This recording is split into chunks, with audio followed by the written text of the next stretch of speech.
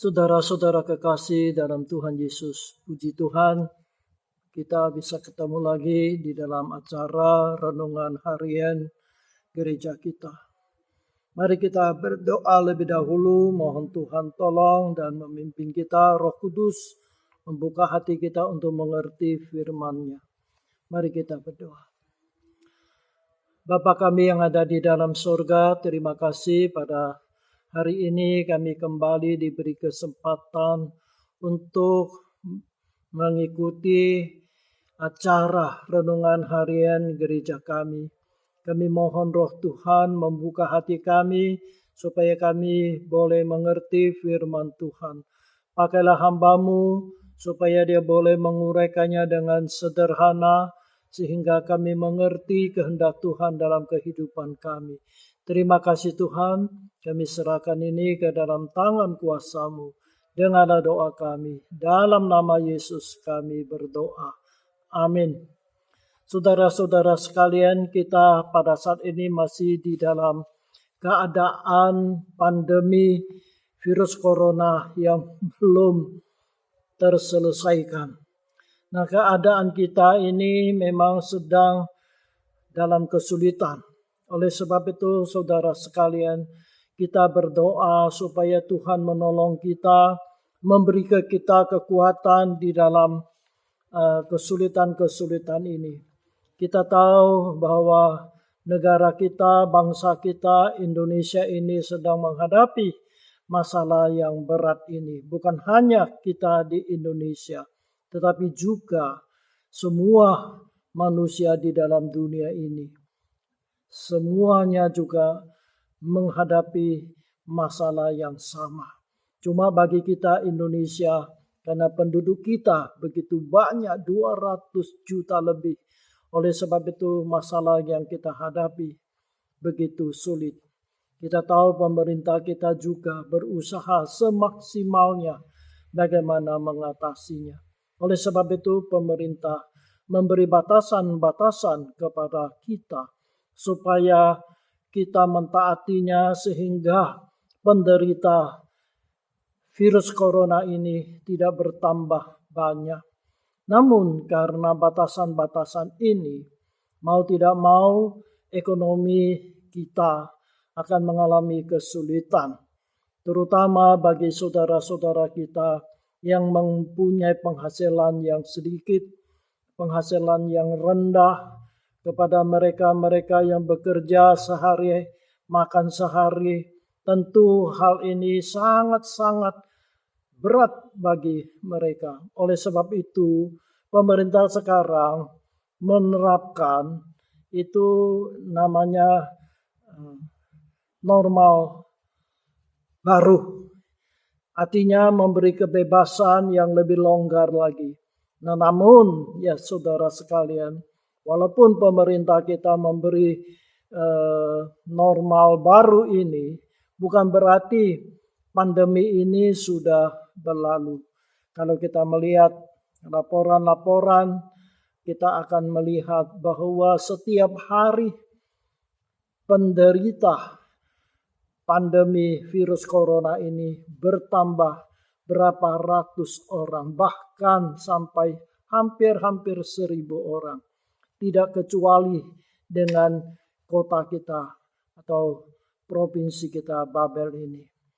Oleh sebab itu saudara sekalian, janganlah kita mengira kalau pemerintah kita menerapkan normal baru berarti pandemi virus corona ini sudah ringan atau sudah berlalu. Tidak. Dia tetap masih ancaman bagi kita. Hanya karena pemerintah kita mengingat kesulitan ekonomi yang dialami oleh rakyat atau masyarakat, maka pemerintah kita ambil kebijaksanaan memberi kelonggaran. Namun tetap harus diperhatikan hal-hal yang menyangkut kesehatan atau menghindari daripada bertambahnya penderita daripada virus corona ini. Nah, sebagai orang Kristen, anak-anak Tuhan. Apa yang bisa kita lakukan? Nah, saudara sekalian, kalau kita percaya bahwa Tuhan kita itu adalah Tuhan yang Maha Kuasa, dan kita tahu dan kita percaya virus corona ini tentu diizinkan oleh Tuhan sehingga terjadi hal yang demikian. Oleh sebab itu kita harus kembali kepada Tuhan. Mohon pertolongan daripada Tuhan. Kita tahu bahwa Tuhan itu Maha Kasih, Maha Penyayang. Kalau kita berdoa, mohon kepada Dia, kita yakin Tuhan itu akan mendengar doa kita dan Tuhan akan menolong kita. Nah, saudara sekalian, saya yakin kita semua anak Tuhan, orang Kristen, pasti setiap hari kita berdoa kepada Tuhan. Kita berdoa untuk diri kita, berdoa untuk keluarga kita, berdoa untuk usaha kita, berdoa untuk gereja kita. Saudara sekalian, saya rasa itu memang baik dan memang perlu kita doakan. Namun, apakah kita ada berdoa untuk orang lain? Berdoa untuk bangsa dan negara kita Indonesia ini. Apakah kita ada berdoa untuk kota kita, provinsi kita, supaya Tuhan melindungi kita? Saudara sekalian, kalau kita hanya berdoa untuk diri kita sendiri, saya rasa kita menjadi orang yang egois, hanya menjadi orang yang hanya mementingkan diri kita sendiri.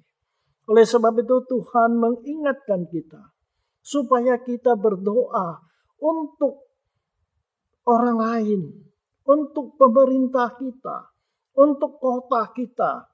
Saya membacakan satu ayat di dalam Yeremia pasal 29 ayat 7 berkata demikian. Usahakanlah kesejahteraan kota, kemana kamu akan kubuang, dan berdoalah untuk kota itu kepada Tuhan, sebab kesejahteraannya adalah kesejahteraanmu. Ayat ini adalah ditulis oleh Nabi Yeremia kepada orang-orang Israel yang dibuang ke Babel. Kita tahu orang Israel dikalahkan, ditaklukkan oleh Babel. Lalu sebagian orang-orangnya dibawa ke Babel. Nah, saudara sekalian, kepada orang-orang yang ditawan, yang tinggal di Babel inilah Yeremia menulis surat kepada mereka yang Tuhan mau supaya dimanapun mereka tinggal, di tempat pembuangan mereka, mereka harus mendoakan keselamatan, kesejahteraan kota di mana mereka itu tinggal. Kita tahu bahwa Babel itu adalah orang kafir. Mereka mempunyai banyak berhala-berhala. Mereka tidak percaya kepada Allah yang Maha Esa seperti bangsa Israel. Namun Tuhan mengingatkan mereka. Walaupun mereka itu bukanlah bangsa Israel, bukan umat pilihan Tuhan. Tetapi bangsa Israel yang dibuang ke sana, mereka harus berdoa untuk kesejahteraan kota di mana mereka itu tinggal. Nah, saudara sekalian, hari ini kita tinggal di Pangkal Pinang. Kita ada di Provinsi Bangka. Kita ada di bumi Indonesia ini. Oleh sebab itu, kita juga harus berdoa untuk kesejahteraan kota kita, provinsi kita, bangsa kita. Kita tahu pemerintah kita ini sedang kesulitan menghadapi pandemi virus corona ini.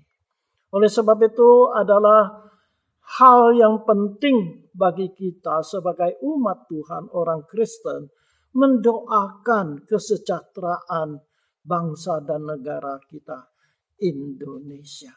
Nah, saudara sekalian, doa untuk kesejahteraan bangsa kota lain atau bangsa kita ini adalah hal yang penting. Di dalam Alkitab ada satu peristiwa, yaitu ketika kota Sodom dan Gomora, kejahatan mereka itu sudah sedemikian rupa, sehingga Tuhan mau memusnahkan kota-kota itu. Lalu datanglah Tuhan, dan Tuhan memberitahukan hal ini kepada Abraham. Karena keponakan Abraham itu Lot tinggal di Sodom. Oleh sebab itu Allah memberitahu kepada Abraham bahwa dia akan memusnahkan kota Sodom dan Gomora. Nah, ketika Abraham mengetahui hal ini, lalu dia berdoa, memohon pertolongan, pengasihan, pengampunan untuk Sodom dan Gomora ini. Dia berkata kepada Tuhan, Tuhan, kalau di kota itu ada 50 orang benar, apakah Tuhan akan memusnahkan mereka bersama dengan orang jahat? Tuhan bilang, kalau di kota-kota itu ada 50 orang yang benar, saya akan mengampuni mereka. Saya tidak akan memusnahkan mereka. Tetapi saudara sekalian, di situ tidak ada 50 orang yang benar. Lalu Abraham tidak patah hati. Dia berdoa lagi, Tuhan kalau kurang 5 bagaimana? Tuhan bilang kalau ada 45, oke, saya tidak akan memusnahkan mereka. Tapi 45 pun tidak ada. Lalu Abraham berdoa terus, mengurangi jumlah orang benar yang ada di situ. Dari 50 sampai akhirnya 10 orang. Dan Tuhan mengabulkan. Kalau di kota itu ada 10 orang yang benar, akan saya batalkan niat saya. Tidak akan memusnahkan mereka. Tetapi sayang sekali, di kota-kota itu tidak ada 10 orang yang benar. Akhirnya Tuhan memusnahkan mereka. Saudara sekalian, Abraham sudah berusaha, berdoa untuk Sodom dan Gomora. Tapi apa boleh buat? Tidak ada 10 orang.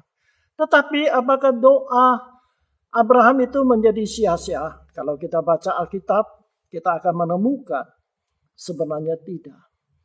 Karena doa daripada Abraham ini, akhirnya Tuhan menyelamatkan Lot dan keluarganya itu. Saudara sekalian, jadi walaupun tidak ada 10 orang yang ada di kota Sodom dan Gomora, tetapi karena doa daripada Abraham minta pengasihan dari Tuhan, akhirnya Tuhan menyelamatkan Lot dan keluarganya. Di dalam Kejadian pasal 19 ayat 29 memberitahukan kepada kita, kalau Tuhan menyelamatkan Lot itu gara-gara Abraham berdoa untuk mereka. Tuhan melihat Abraham sehingga Tuhan menyelamatkan Lot ini. Di dalam Kejadian pasal 19 ayat 29 berkata demikian. Demikianlah pada waktu Allah memusnahkan kota-kota di lembah Yordan dan menunggang balikkan kota-kota kediaman Lot, maka Allah ingat kepada Abraham. Lalu dikeluarkannya lah Lot dari tengah-tengah tempat yang ditunggang balikkan itu. Jadi di sini jelas bahwa Tuhan karena melihat atau mengingat Abraham, maka Tuhan menyelamatkan Lot dan keluarganya. Jadi saudara sekalian, kita lihat doa syafaat kita untuk orang lain tidak akan sia-sia. Walaupun Sodom dan Gomora dihancurkan karena tidak ada 10 orang yang benar. Tetapi Lot diselamatkan karena doa daripada Abraham. Bukan itu saja saudara sekalian. Ketika Lot itu keluar dari Sodom dan dia berdoa kepada Tuhan untuk kota Zoar. Karena pada waktu itu Tuhan berkata kepada Lot, berlarilah, jangan lihat ke belakang. Lalu Lot ini mengatakan, Tuhan, saya sudah mendapat anugerah Tuhan. Tolonglah saya ini sudah tua. Tidak kuat berjalan, berlari lagi. Di depan saya ini ada kota Zoar yang kotanya kecil. Sebenarnya kota Zoar ini termasuk kota yang akan dimusnahkan oleh Allah. Tetapi Lot ini berdoa kepada Tuhan supaya Tuhan mengasihi dia, supaya bisa lari ke kota Zoar dan minta Tuhan jangan memusnahkan kota Zoar itu. Dan akhirnya Tuhan mendengar doanya, sehingga kota Zoar pun diselamatkan. Kejadian ini saya baca di dalam Kejadian pasal 19 ayat 18 sampai 23. Ini dialog antara Lot dengan malaikat Tuhan.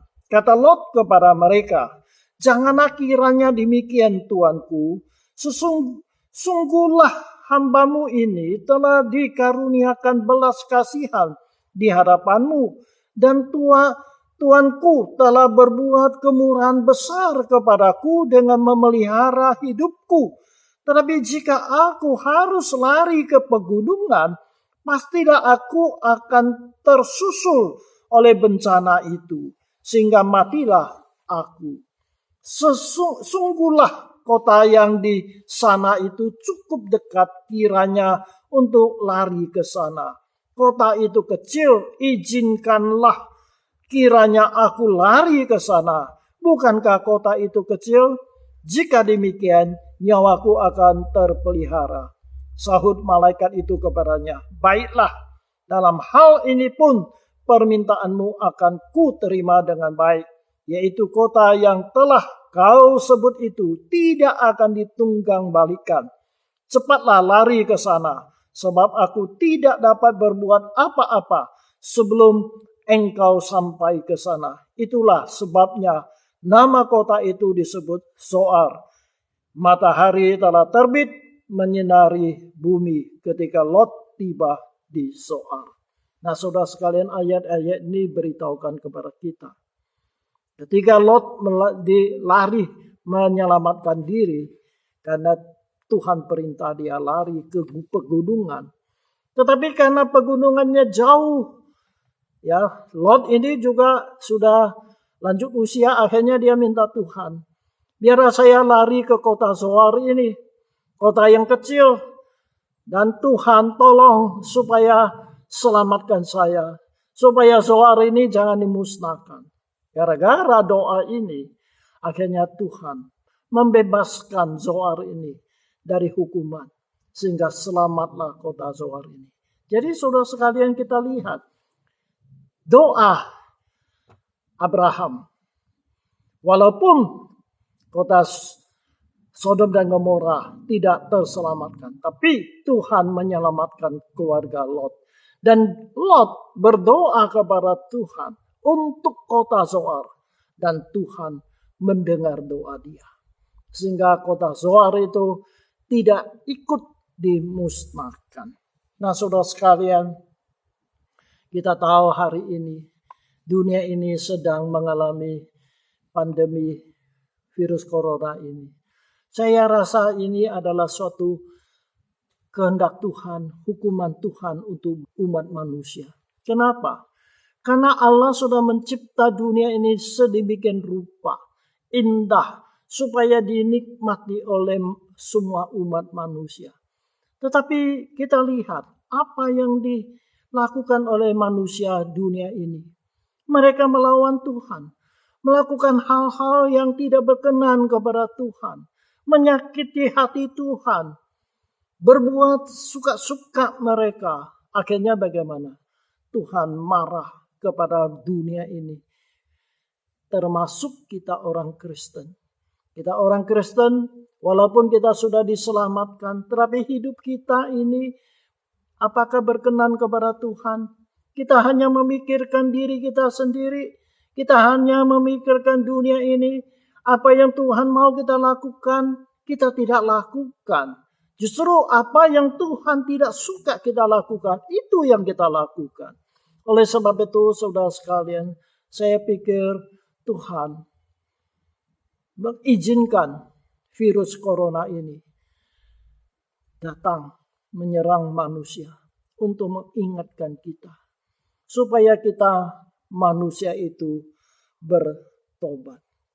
Supaya manusia tahu bahwa manusia telah berbuat salah kepada Tuhan. Supaya manusia tahu dunia ini bukanlah tempat tinggal yang nyaman lagi bagi umat manusia. Tetapi saudara sekalian, jangan kita salah paham. Mengira Tuhan mengizinkan virus corona ini datang menyerang manusia, membawa penderitaan yang luar biasa. Lalu Tuhan itu senang melihat kita menderita. Allah itu maha kasih. Allah itu maha baik. Tujuannya bukanlah supaya manusia itu menderita. Tetapi justru supaya manusia itu insaf. Supaya manusia itu bertobat. Supaya kita orang Kristen itu juga bertobat.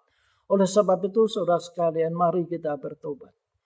Tetapi saudara sekalian, Tuhan mau kita anak-anak Tuhan. Janganlah menjadi orang yang egois, hanya mementingkan diri sendiri.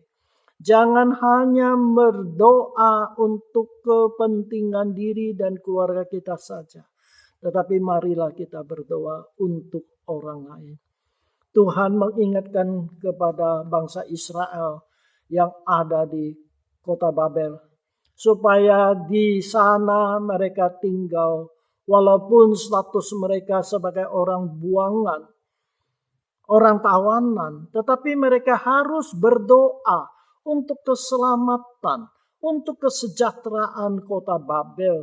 Karena mereka tinggal di Babel. Kalau Babel itu aman, sejahtera, mereka pun ikut sejahtera. Kalau Babel itu hancur, mereka pun ikut menderita. Oleh sebab itu saudara sekalian, kita hari ini tinggal di kota Pangkal Pinang. Di provinsi Babel, kita di bumi Indonesia ini. Yang sedang menghadapi kesulitan-kesulitan karena pandemi virus corona ini. Mari kita doakan. Janganlah kita hanya mementingkan diri sendiri. Saudara sekalian, pada zaman Yehezkiel, Tuhan sedih karena bangsa Israel itu waktu itu mereka telah berbuat dosa. Tuhan sudah mengingatkan mereka supaya bertobat. Dan Tuhan orang yang peduli akan keselamatan mereka. Tuhan ingin ada seseorang yang mempedulikan keselamatan mereka. Tuhan mencari seseorang yang mau berdoa untuk mereka supaya mereka itu bertobat. Tapi Tuhan mengatakan tidak menemukan satu orang pun yang peduli akan nasib bangsa Israel pada waktu itu. Coba saya baca di dalam Yehezkiel pasal 22 ayat 30. Ini keluhan Tuhan kepada bangsa Israel yang hanya mementingkan diri sendiri, yang tidak peduli nasib daripada bangsanya, tidak peduli nasib negara mereka, karena waktu itu mereka telah berbuat dosa, menyakiti hati Tuhan. Oleh sebab itu Tuhan berkata demikian, aku mencari di tengah-tengah mereka seorang yang hendak mendirikan tembok atau yang mempertahankan negeri itu di hadapanku, supaya jangan ku musnahkan, tapi aku tidak menemuinya. Tuhan sudah mau memusnahkan bangsa Israel karena kejahatan mereka. Tuhan mencari seseorang yang peduli akan hal ini, yang mau berdoa untuk bangsanya, mau mengingatkan kepada bangsanya supaya bangsanya Israel itu kembali kepada Tuhan. Tetapi sayang, Tuhan mengatakan, saya cari satu orang pun tidak ada yang mau peduli. Nah, saudara sekalian, hari ini kita juga sedang menghadapi kesulitan yang demikian rupa. Kita menghadapi hukuman yang Tuhan izinkan kita terima. Apa yang harus kita lakukan? Mari kita doa. Doa untuk bangsa ini. Doa untuk masyarakat kita. Doakanlah kesejahteraan kota kita. Doakanlah kesejahteraan provinsi kita. Doakanlah keselamatan atau kesejahteraan bangsa kita. Itu memang harus kita lakukan. Jadi saudara sekalian, di dalam doa-doa setiap hari, selain daripada doa untuk urusan pribadi kita, berdoa untuk keluarga kita, memang saya mengatakan itu baik, itu bukan dosa. Tetapi jangan lupa, doakan untuk bangsa kita. Doakan untuk kota kita. Kiranya Tuhan menolong kita. Janganlah kita pikir kita ini orang kecil, tidak ada apa-apanya. Doa kita, ya mungkin Tuhan nggak dengar. Ya, doa kita ini, kita orang kecil. Tuhan apakah peduli dengan doa kita? Tidak, saudara sekalian. Abraham berdoa, Tuhan dengar. Tetapi jangan lupa, Lot doa, Tuhan juga dengar. Abraham, bapak orang beriman. Hebat imannya. Tapi Lot itu bagaimana? Manusia biasa. Tapi doanya didengar oleh Tuhan. Doa Abraham untuk Sodom dan Gomora. Walaupun Sodom dan Gomora tidak terselamatkan, tetapi Lot diselamatkan karena doa Abraham. Sebaliknya kita lihat doa Lot untuk Zoar, kota kecil. Tuhan pun mendengar doa Lot itu. Walaupun Lot ini bukanlah orang yang beriman seperti Abraham. Tetapi Tuhan mendengar dia. Demikian juga saudara. Walaupun kita mungkin di hadapan orang, kita ini kecil, tidak ada apa-apanya. Tapi jangan lupa, kita punya Tuhan yang maha kasih, maha pemurah. Doa saudara dan saya ada manfaatnya di hadapan Tuhan. Kiranya Tuhan menolong kita.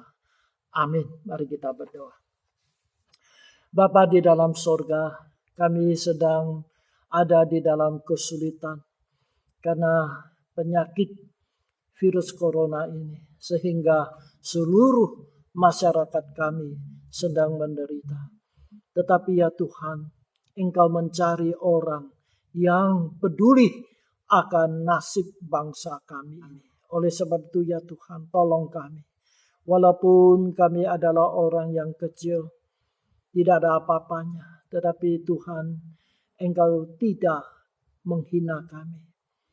Engkau tetap memperdulikan kami. Engkau tetap mendengar doa kami. Oleh sebab itu kami berdoa supaya jemaat kami, anak-anak Tuhan, orang Kristen, bukan hanya jemaat gereja kami, tetapi semua umat Tuhan mau berdoa untuk bangsa ini.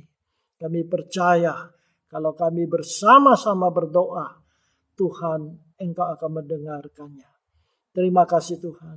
Kalau doa Abraham untuk Sodom dan Gomora, ya Tuhan, walaupun Sodom dan Gomora akhirnya tetap dimusnahkan karena tidak ada 10 orang benar di dalamnya. Namun Tuhan, Engkau menyelamatkan Lot dari kebinasaan. Demikian juga Zoar diselamatkan karena doa dari Lot ini. Oleh sebab itu Tuhan tolong supaya kami tahu doa kami Tuhan peduli. Kami menyerahkan bangsa dan negara kami Indonesia ini. Kota kami Pangkal Pinang ini. Provinsi Babel kami ini. Tuhan, Engkau tahu kami sedang menghadapi pandemi virus corona ini. Tuhan, kami sungguh tidak tahu kapan virus ini akan berlalu. Tetapi Tuhan, kami mohon pertolongan-Mu, pengampunan-Mu, pertolongan-Mu, supaya kami dilindungi, kami diselamatkan. Supaya kami boleh melewati masa-masa yang sulit ini. Banyak saudara kami yang sedang mengalami kesulitan-kesulitan dalam kesehatan, dalam ekonomi. Tuhan dalam penghidupan sehari-hari. Tuhan tolonglah mereka. Dengarlah doa mereka. Dengarlah seruan mereka. Terima kasih Tuhan. Dalam nama Yesus kami berdoa. Amin. Tuhan berkati kita, saudara sekalian. Tuhan melindungi kita. Sampai berjumpa lagi pada kesempatan yang lain. Amin.